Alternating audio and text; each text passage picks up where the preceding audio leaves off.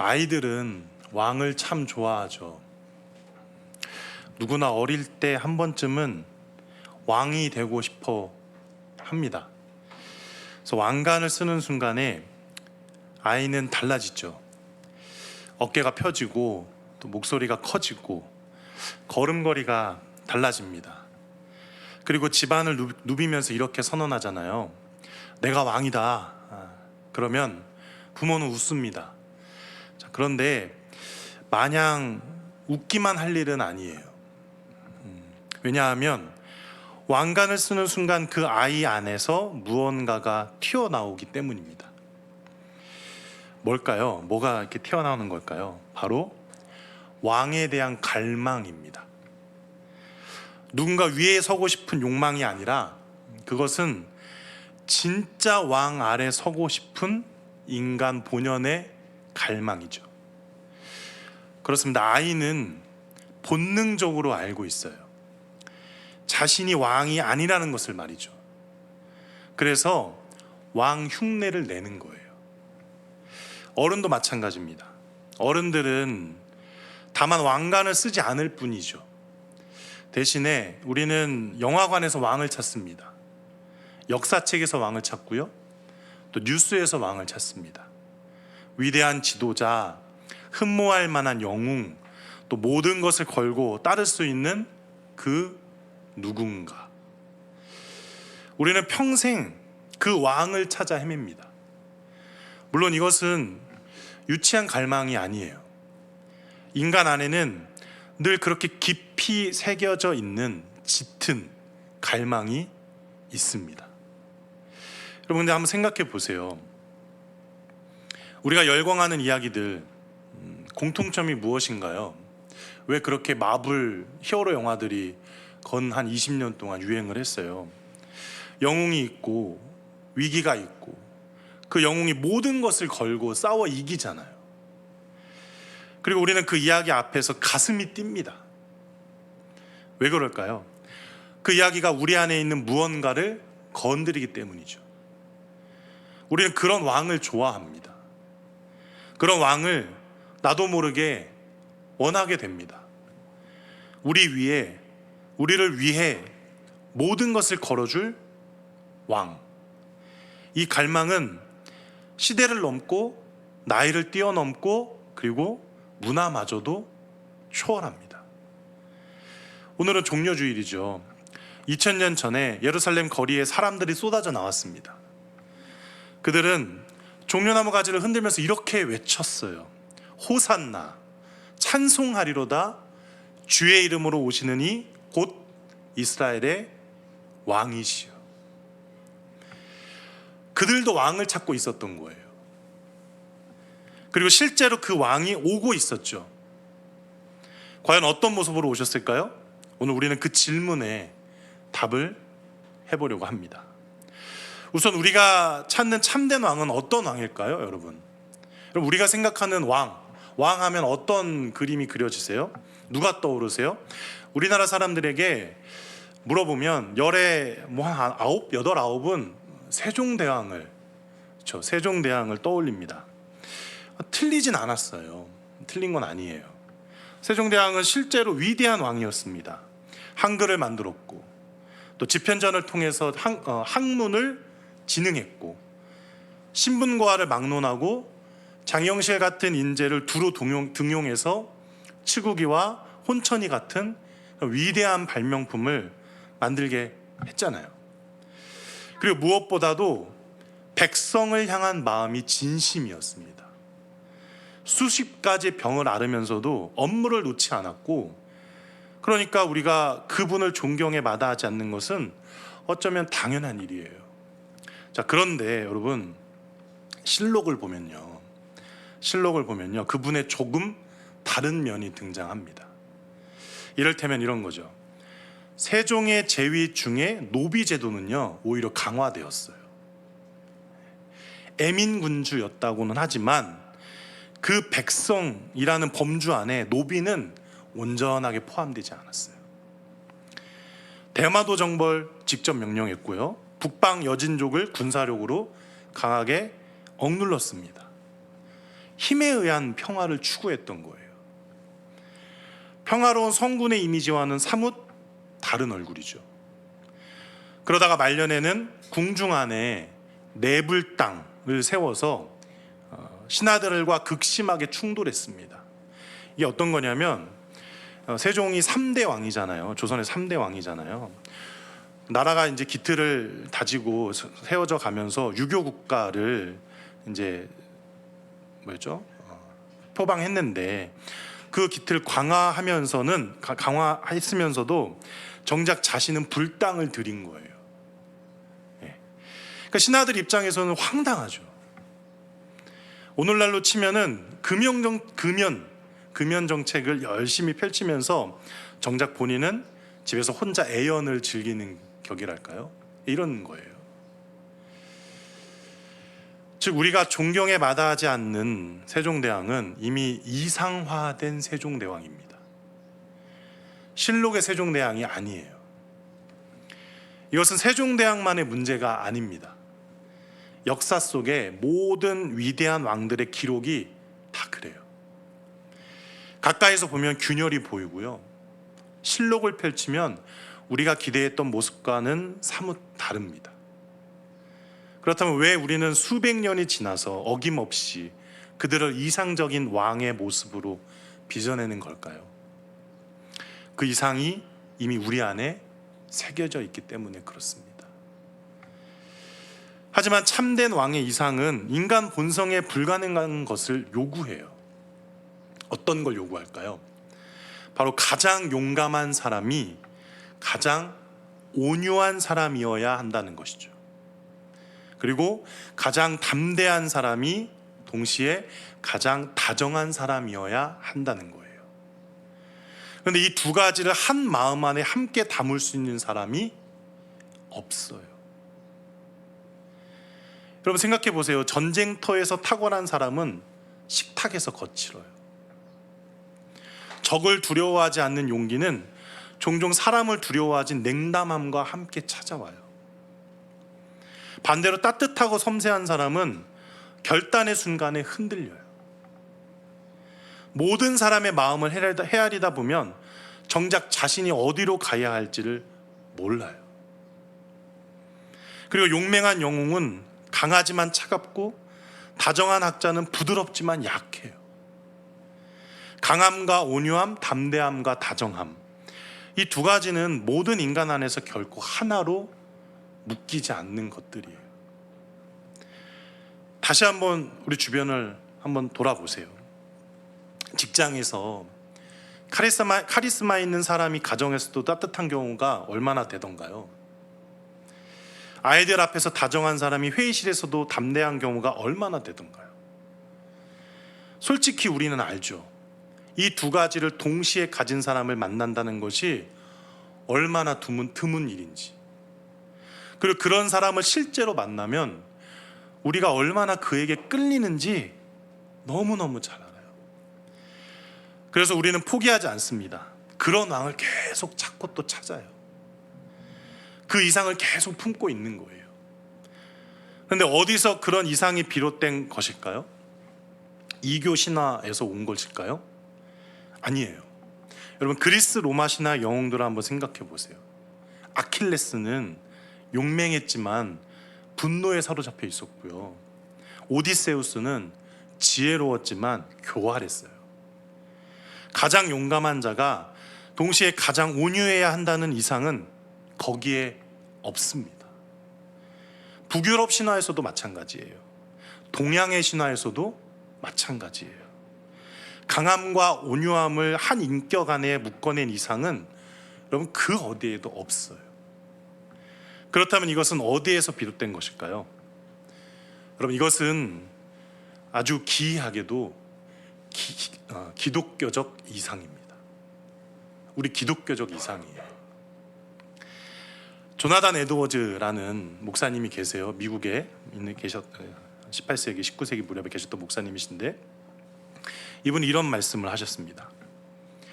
예수 그리스도의 아름다움과 영광은 그 자체로는 도저히 양립 불가능해 보이는 탁월함들이 한 인격 안에서 하나로 연결되는 데 있다. 다시 한번 말씀드릴까요? 예수 그리스도의 아름다움과 영광은 그 자체로는 도저히 양립 불가능해 보이는 탁월함들이 한 인격 안에서 하나로 연결되는 데 있다. 그렇죠. 맞습니다. 강함과 온유함, 위대함과 낮음, 특별히 성경적 표현 조금 이따 살펴보겠지만 사자와 어린 양, 이런 것들은 인간 안에서는 결코 절대로 하나로 묶이지 않습니다. 그런데 예수님 안에서는 가능한 거예요. 자, 그렇다면 이 이상이 기독교 안에서 생겨난 이유는 뭘까요? 바로 실제로 그런 왕이 계시기 때문에 그렇습니다. 사도 요한은 계시록 5장 5절에서 그분을 이렇게 묘사하고 있어요. 잘 들어보세요. 장로 중에 한 사람이 내게 말하되 울지 말라, 유대 지파의 사자 다윗의 뿌리가 이겼으니. 이 말을 듣고 요한이 고개를 들어서 눈을 들어서 이렇게 봅니다. 유대 지파의 사자라는 표현이 나오니까 내 앞에 사자가 있는 것 아닌가 하고 본 거예요. 그런데 그 보좌 앞에 서 있는 것은 사자가 아니었어요. 그럼 무엇이 있었을까? 계시록 5장 6절을 보면 이렇게 기록하고 있습니다. 내가 또 보니 보좌와 네 생물과 장로들 사이에 한 어린 양이 서 있는데 일찍이 죽임을 당한 것 같더라. 즉 사도 요한은 사자를 보려고 했는데 실제로는 어린 양을 보았던 거예요. 왜 그랬을까요? 같은 분이었으니까요. 같은 분이었으니까요. 사자이신 어린 양, 어린 양이신 사자, 가장 강하면서도 가장 온유한 분, 가장 위대하면서도 가장 낮은 분. 여러분, 우리가 평생 찾아 헤맨 참된 왕의 이상은요, 절대로 허공에서 만들어진 존재가 아니에요. 실제로 그런 분이 계시기 때문에 생겨난 거예요. 그분이 바로 예수 그리스도십니다. 세종대왕도 아니고요, 역사 속 서사화된 그 어떤 영웅도 아니에요. 우리가 그토록 오랫동안 찾아 헤맸던 그 왕, 그분은 바로 예수 그리스도십니다. 여러분, 오늘 그 왕이 우리에게 오셨어요. 그런데 아무도 예상하지 못한 방식으로 오셨던 거죠. 본문을 우리 다시 한번 보시겠어요? 13절에서 군중이 종려나무 가지를 흔들면서 외쳤어요. 호산나, 찬송하리로다. 주의 이름으로 오시는 이 곧 이스라엘의 왕이시여. 그들은 분명히 왕을 기다리고 있었죠. 그런데 그 왕은 말을 타고 오지 않으셨어요. 병거를 몰고 오지도 않으셨어요. 그저 나귀, 지금 요한복음 본문에서는 나귀라고 되어 있는데 다른 성경을 보면 나귀 새끼, 나귀 새끼 한 마리를 타고 오셨을 뿐이다, 이렇게 기록하고 있습니다. 여러분, 이것은 결코 우연이 아니에요. 완전히 의도적인 것이었어요. 즉 예수님은 성경에 이렇게 주석 있는 분들 보시면 옆에 각 주에 스가랴 9장 9절이 이렇게 참고로 난해주로 이렇게 있잖아요. 그 스가랴 9장 9절에서 예언된 말씀을 지금 성취하고 계신 거예요. 제가 한번 읽어드릴게요. 잘 들어보세요. 시온에 따라 크게 기뻐할지어다. 예루살렘에 따라 즐거이 부를지어다. 보라, 내 왕이 내게 임하시나니 그는 공의로우시며 구원을 베푸시며 겸손하여서 나귀를 타시나니 나귀의 작은 것 곧 나귀 새끼니라. 수백 년 동안 랍비들은 이 구절 앞에서 고개를 갸웃거렸습니다. 메시아가 어떻게 나귀 새끼를 타고 오신단 말이지? 온 세상을 해방으로 오실 왕이 어떻게 그토록 초라한 모습으로 오신단 말이지? 전혀 이해가 되지 않았던 거예요.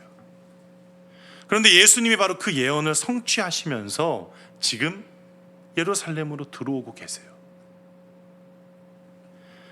수백 년간 랍비들이 풀지 못했던 그 수수께끼의 답이 바로 지금 여기 있었던 거죠. 메시아가 나귀를 타고 오시는 이유, 그것은 바로 그분이 오신 목적이 우리의 기대와 전혀 달랐기 때문입니다. 자, 그렇다면 여러분, 그분이 나귀를 타고 오신 이유는 뭘까요? 단 하나입니다. 바로 로마로부터 해방하러 오신 것이 아니기 때문이죠. 여러분 생각해 보세요. 만약 예수님이 로마의 압제에서 이스라엘을 해방하러 오셨다면 그게 무슨 소용이었겠어요? 가령 이런 거죠. 하루 종일 굶었어요. 저녁 늦게 집에 들어왔는데 현관문을 여는 순간에 라면 끓이는 냄새가 코끝을 막 찔러요. 가족 중에 누군가가 벌써 지금 라면을 지금 끓이고 있는 거예요. 그런데 꼭 이렇게 얘기하죠. 한 젓가락만 먹어. 딱 한 젓가락만이야. 아니면 네가 직접 끓여 먹어. 그럼 어떻게 하는 게 좋을까요? 받아 먹지 않고 직접 끓여 먹는 게 낫죠. 그렇죠? 한 젓가락은 허기를 달래주지 않아요. 오히려 더 강한 허기를 깨울 뿐이에요. 차라리 아무것도 안 먹었을 때가 버티기 쉬워요. 한 젓가락 먹고 나면 오히려 버티기가 더 힘들어지죠. 또 한번 생각해 보세요. 좀 다른 경우인데, 달리기를 가장 잘하는 아이가 있어요. 운동회나 출발선에 딱 섰어요. 누가 봐도 1등이에요. 출발 신호가 울리고 예상대로 저만 앞서 나가기 시작했어요. 그런데 결승선을 얼마 남겨두지 않고 갑자기 멈춰섰어요. 왜 그랬을까요? 함께 달리던 친구가 넘어진 거예요. 아이는 뒤를 돌아서서 넘어진 친구에게로 다가갔어요. 그리고 넘어진 친구를 일으켜 세우고 함께 뛰었어요. 아니, 걸었어요. 그리고 결국 꼴찌로 들어오고 말았죠. 여러분, 이게 패배인가요? 아니죠. 누가 승자예요? 그 아이죠. 그 누가 뭐래도 그 아이가 가장 위대했어요. 이길 수 있었는데 멈춘 것, 질 수밖에 없는 자리에 스스로 선 것, 그것이 진짜 강함이잖아요. 그런데 예수님이 나귀를 타고 오신 것이 바로 그와 같다고요. 아니, 사실 그보다 훨씬 더 위대하고 훨씬 더 숭고하죠. 여러분, 가장 높으신 분이 내려오셨어요. 실패와 좌절의 자리에 스스로 서신 것이에요. 수박 겉핥기식의 어떤 만족과 기쁨을 주시기 위해서가 아니라 정말 참된 기쁨과 영원한 만족이 무엇인지를 알게 해주시기 위해서. 그런데 로마에서의 해방은 다르잖아요. 로마가 사라져도 죽음은 남잖아요. 죄책감도 남아요. 삶의 무의미함도 남습니다. 정치적 억압은 잠시 사라질지 모르지만 인간의 내면 가장 깊은 곳에서 올라오는 억압은 손도 대지 못해요. 그래서 예수님은 그보다 더 훨씬 근본적인 문제를 해결하기 위해서 이 땅에 오신 거예요. 즉, 죽음 그 자체에서 우리를 해방하러 오신 것이죠. 그래서 낮음으로 오셨어요. 그리고 약함으로 오셨어요. 우리를 대신해서 죽으시기 위하여서. 예수님은 그렇게 가장 보잘것없는 모습으로 나귀 새끼 한 마리 타고서 이 땅에 오셨던 것이에요. 존 스토트라는 영국 목사님 돌아가셨는데 이런 말씀하셨습니다. 죄의 본질은 인간이 하나님의 자리에 자신을 놓는 것이다. 그렇다면 구원의 본질은 무엇인가? 하나님이 인간의 자리에 자신을 내려놓는 것이다. 우리가 하나님께만 속한 자리를 차지하려 했다. 그래서 그분은 우리에게만 속한 형벌의 자리에 스스로 서셨다. 그것이 십자가다. 여러분, 그러므로 사자가 어린 양이고 어린 양이 사자예요. 그분은 너무나 강한 분이시기에 약해질 수 있었던 것이고, 너무나 높으신 분이시기에 낮아질 수 있었던 겁니다. 즉, 우리의 머리가 올라가야 할 그 자리에, 그 처형의 자리에 자신의 머리를 내려놓으신 것, 그것은 패배가 아니죠. 그것은 승리죠. 그래서 그분의 약함이 그분의 강함이고, 그분의 낮아지심이 그분의 왕다움이에요. 여러분, 오늘 그분이 우리에게 문을 활짝 열어 놓으셨어요. 만일 그분이 말을 타고 오셨다면 우리는 결코 그분 앞에 설 수 없었을 거예요. 그러나 그분은 나귀 새끼를 타고 오셨어요. 그렇기에 우리가 그분 앞에 나아갈 수 있게 된 것이에요. 여러분, 그러므로 이제 그분 앞에 엎드리십시오. 마땅히 그분은 우리의 경배와 찬양을 받으시기에 합당한 분이세요. 마지막 질문이 한 가지 남아 있습니다. 무엇일까요? 바로 그 왕을 모신 자의 삶은 어떠해야 할까입니다. 여러분, 오늘 예배를 마치고 집으로 돌아가면 이거 당연한 얘기인데, 여러분 잘 아시다시피 내일은 월요일이에요. 그 평범한 월요일 아침에 이 왕이 실제로 우리에게 무슨 의미가 있을까요?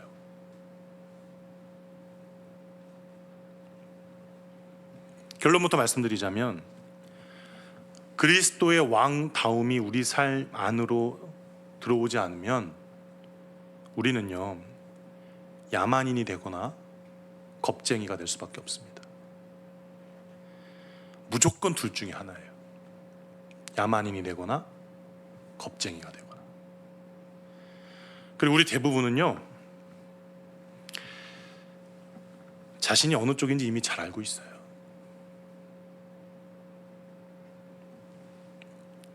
장면을 하나 그려볼까요? 월요일 아침에 지하철역, 사람들이 막 쏟아져 나와요. 저마다 어딘가를 향해서 빠르게 걷죠. 근데 표정은 없어요. 눈빛조차도 없어요. 그냥 이어폰을 귀에 꽂고 스마트폰만 보고 제 갈 길을 가요.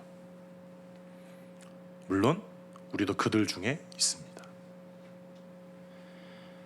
어제 주일 오전 예배 때 은혜 받았는데, 결단했는데, 그렇게 새롭게 시작하려고 하나님 앞에서 다짐했는데, 지하철 문이 열리는 순간에 그 마음은 어디로 가버렸는지 온데간데 없이 정말 모르겠는 거예요. 그리고 직장에 도착하면 또 다른 이야기가 시작됩니다. 아까도 말씀드렸지만, 회의실에서는 단호하고 위풍당당했던 사람이 집에만 들어오면 순간 돌변해요. 짜증 섞인 잔소리가 먼저 나오고, 아이가 말을 걸어도 스마트폰만 들여다봐요. 배우자가 오늘 있었던 일을 이야기해도 처음처럼 귀에 들어오질 않아요. 회사에서의 그 카리스마는 온데간데 없고 그냥 권위주의만 남아있어요. 반대로 부드럽고 다정한 사람은 어떨까요? 결단의 순간에 흔들려요. 누군가에게 싫다고 말해야 하는데 입이 안 떨어져요. 분명히 아닌데 아니라고 말 못하는 거예요. 그리고 모든 사람의 눈치를 보다가 정작 자신이 어디로 가야 할지 정하지 못해요. 그래서 결국에 가장 중요한 순간에 아무것도 결정하지 못하고 멍하니 서 있을 때가 참 많죠. 왜 그럴까요?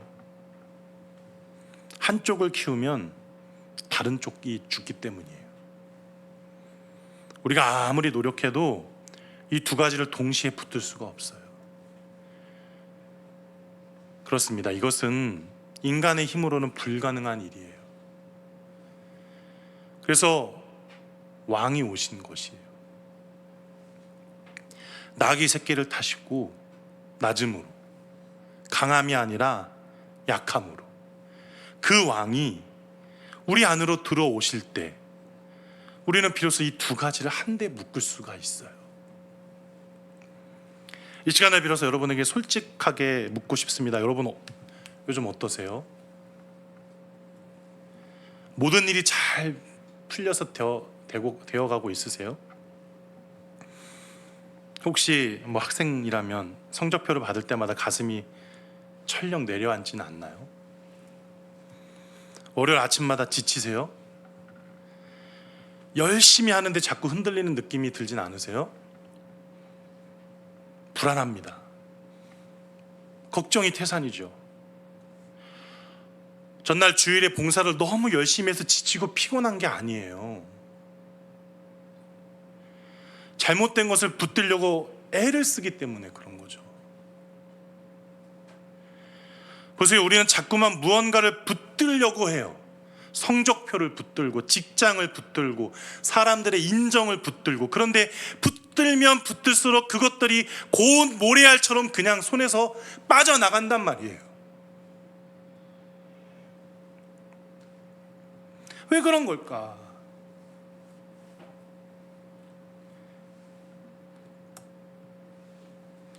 그분이 우리 삶의 왕이 되시지 않았기 때문에 그래요.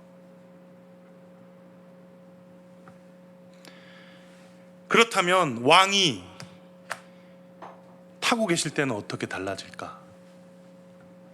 같은 월요일 아침에 같은 지하철 아니에요. 같은 성적표 앞에 있고요. 같은 회사에 가고 있어요. 그런데 그 안에는 분명히 다른 사람이 있어요. 상황이 바뀐 게 아니에요. 그 사람이 달라진 거예요. 정확히는 그 자신이 누구인지를 아는 거예요. 뭐랄까요?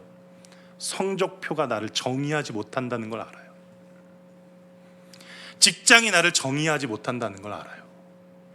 특별히 주변 사람들이 나를 정의하지 못한다는 것을 알아요. 왜요? 어떻게 그럴 수 있을까요? 왕이 나를 정의하고 계시기에, 그 왕이 나를 위해서 나귀 새끼를 타고 오셨기에, 그리고 그 왕이 나를 위해서 스스로 실패처럼 보이는 자리로 들어가서 나를 위해 친히 십자가를 대신 지셨기 때문에, 그리고 그것을 누구보다도 내가 더 잘 알고 있기 때문에, 여러분, 그 사실이 나의 정체성의 근거가 되는 것입니다. 그분이 내가 누구인지를 결정하시도록 하는 거예요. 그래서 같은 자리에서 다르게 설 수 있는 거예요. 같은 압박 속에서도 무너지지 않을 수 있어요. 그리고 같은 실패 앞에서도 그것이 끝이 아님을 알 수 있는 거예요. 이게 왕이 내 삶을 운행하고 계실 때 나타나는 달라짐입니다.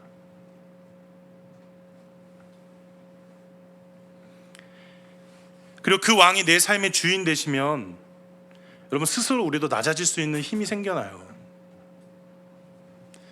이런 장면을 한번 생각해 보세요. 여러분, 부부싸움 하시죠?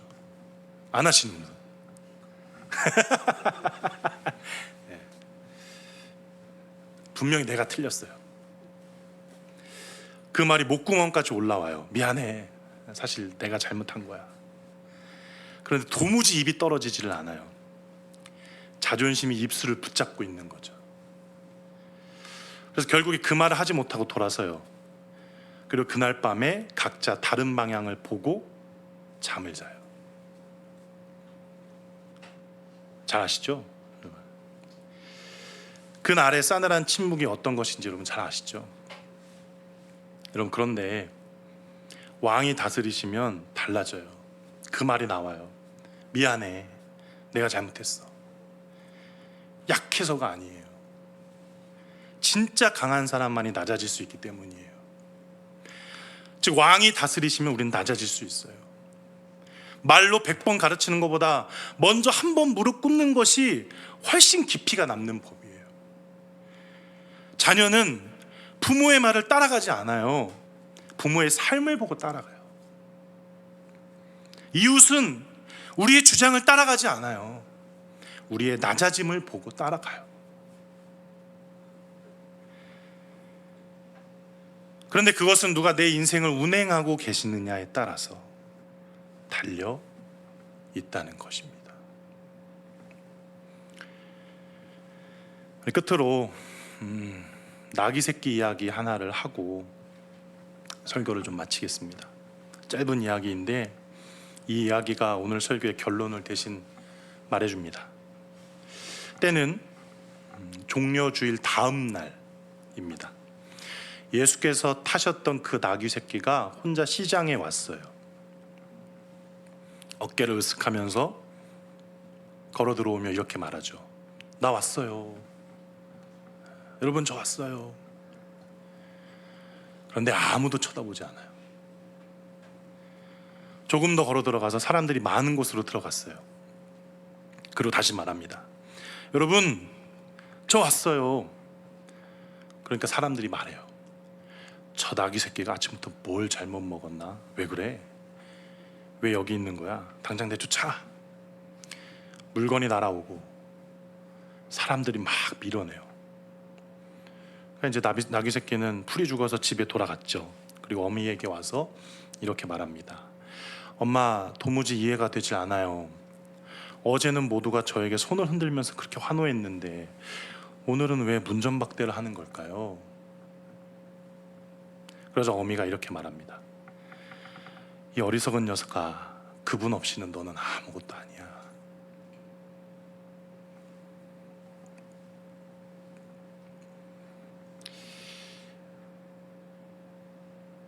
이게 좀 웃겨야 되는데 그 나귀가 우리예요. 어제는 됐는데 오늘은 안 되죠. 예전엔 됐는데 지금은 안 돼요. 그 이유를 이 나귀 새끼가 지금 우리에게 말해주고 있어요. 즉, 누가 내 인생을 운행하고 계시느냐에 따라서 달려있다는 것을 말해주고 있는 거죠. 보세요. 그분이 타고 계실 때와 내가 혼자 뛸 때는 완전히 다릅니다. 그분이 왕으로 계실 때와 내가 내 삶의 왕 노릇할 때는 전혀 다르죠. 오늘 이 종려주일에 그분을 왕으로 모시길 바랍니다. 처음으로든 다시 한 번이든 그분이 나를 타고 계실 때 비로소 우리 삶에 노래가 시작될 수 있어요. 말씀을 정리하겠습니다. 우리 오늘 종려주일에 왕의 입성 장면 앞에 섰습니다. 군중은 호산나를 외쳤어요. 그런데 그 왕은 말을 타지 않았습니다. 나귀 새끼를 타고 오셨어요. 그것이 그분의 진정한 왕다움입니다. 가장 강한 분이셨기에 가장 약해지실 수 있었고, 가장 높으신 분이셨기에 가장 깊은 곳까지 내려오실 수 있었던 거예요. 그리고 그 낮아지심이 십자가로 이어졌고, 그 십자가가 곧 영원한 승리가 되었습니다. 여러분, 그분은 너무 위대한 분이셨기에 낮아지실 수 있었습니다. 그리고 그 낮아지심이 우리에게 문을 열어 놓았습니다. 말을 타고 오셨다면 우리는 그분 앞에 설 수 없었을 것입니다. 나귀 새끼를 타고 오셨기에 우리가 그분 앞에 나아갈 수 있습니다. 그러면 오늘 이 종려주일은 2000년 전 예루살렘의 이야기가 아닙니다. 지금 이 자리에 우리 이야기입니다. 그 왕이 오늘도 오고 계세요. 나귀 새끼를 타시고 낮아지심으로, 약해지심으로, 겸손함으로, 그리고 우리 마음의 문 앞에 지금 와 서 계세요. 보세요. 그분은 다음번에 오실 때 구름 타고 나팔 불면서 오실 거예요. 처음에는 찢기러 오셨잖아요. 그러나 다음번엔 모든 악을 찢어버리러 오실 것이에요. 그 사이에 지금 이 순간에 우리가 있습니다. 바로 그 우리가 그 부르심 앞에 응답할 차례예요. 오늘 이 종려주일, 우리의 종려주일이 되기를 원합니다. 그분을 왕으로 처음 모시는 사람에게도, 다시 한번 모시는 사람에게도 그분이 문을 두드리고 계십니다. 여러분, 오늘 그분의 음성 앞에 응답하십시오. 들어오시는 것은 그분이 하십니다. 그분이 들어오시는 순간에 비로소 우리 삶의 노래가 시작됩니다. 나귀를 타고 오신 왕, 사자이시면서 동시에 어린 양이신 그분, 우리가 평생 찾아 헤맸던 바로 그 왕이 오늘 우리 안에 오시기를 간절히 소망합니다. 이제 들은 말씀 가지고서 우리 이렇게 기도하기를 원합니다. 먼저 오늘 이 자리에서 그분을 왕으로 모시는 결단이 있었으면 좋겠습니다. 처음으로든 다시 한 번이든 바라기는 그 고백이 오늘 우리 안에 진짜로 일어났으면 좋겠습니다. 그리고 이 한 주 같은 자리로 돌아가는 우리를 위해서 누군가 앞에서 먼저 낮아지는 용기를, 두려움 앞에서 무너지지 않는 힘을 그분께 구하십시오. 그것은 그분이 나를 타고 계실 때, 진정 그분이 우리 왕이 되실 때 일어나는 기적입니다. 이 한 주를 그런 기적과 같이 살아낼 수 있는 우리 모두가 되기를, 시간 다 같이 한 마음으로 기도하겠습니다. 같이 기도하겠습니다.